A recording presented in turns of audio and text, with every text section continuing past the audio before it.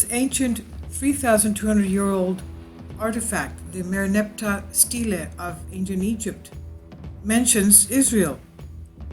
The Merneptah Stele, believed to be containing the first record of Israel, is written there. This is what a biblical scholar states, and he says he proves the Israelites occupied the ancient lands of Canaan. And this is it. As you can see, it's Egyptian hieroglyphs, and in the bottom and in the center of it you can see the mentioning of Israel. The Merneptah Stele is an ancient slab of granite. It's etched with the conquest of the Egyptian pharaoh Merneptah and the ancient Egyptian ruler believed to have reigned between 1213 and 1203 BC when he conquered the Libyans and their allies. But out of the 28 lines of hieroglyphs found on this slab, there are 2 lines in particular that have fascinating mentions, and historians believe that they appear to mention the lands of Israel. It was discovered in 1896 at Thebes by Sir William Matthew Flinders Petrie, and the stele is one of 4 known Iron Age artifacts that mention Israel.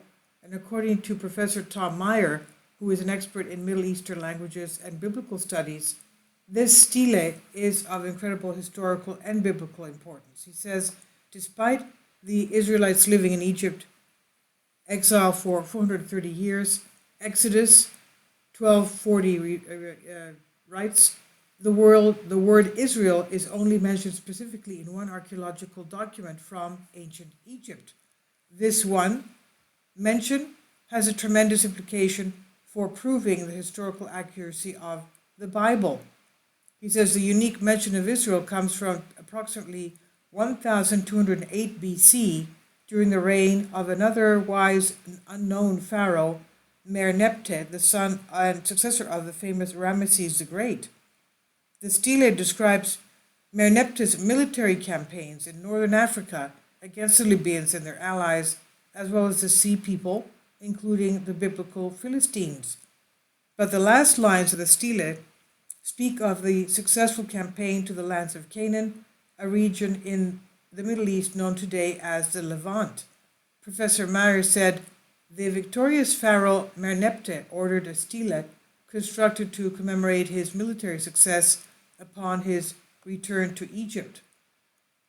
The stele was found over 3,000 years later in Merneptah's tomb by the famous English Egyptologist and archaeologist William Matthew Flinders Petrie in 1896 at Thebes, also called Luxor, the ancient Egyptian capital on the banks of the Nile River. The expert said that it's the first and last time Israel was mentioned in an Egyptian document, but there is some debate over the exact translation of the stele's hieroglyphs. According to some theories, the inscription reading ISIRI is Siri. R could instead read Jezreel, a city in northern valley of Canaan. But Professor Meyer is certain that there are more clues that could reveal the inscription's true message. He said, after detailing how the pharaoh subdued the biblical cities of Ashkelon, Gaza, and Yanoam that revolved against Egyptian rule, he then brags that Israel is desolate, its seed is no more. The Egyptian expression associated with Israel here, his seed is no more, means that Israel has been totally destroyed. And this phrase does not mean that Israel's agricultural products, as some interpret the seed, has been destroyed. Rather, it's used to signify complete destruction or ruin of their people group.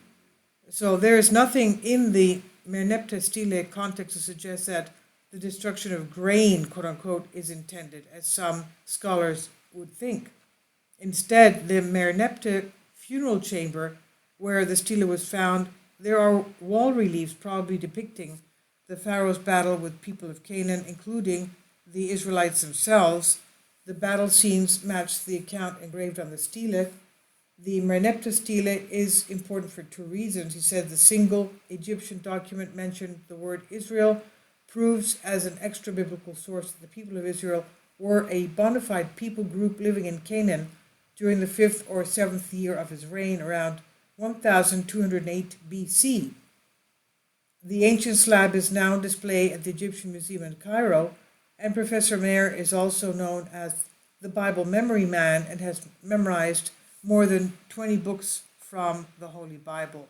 This is on Express UK by Sebastian Ketley.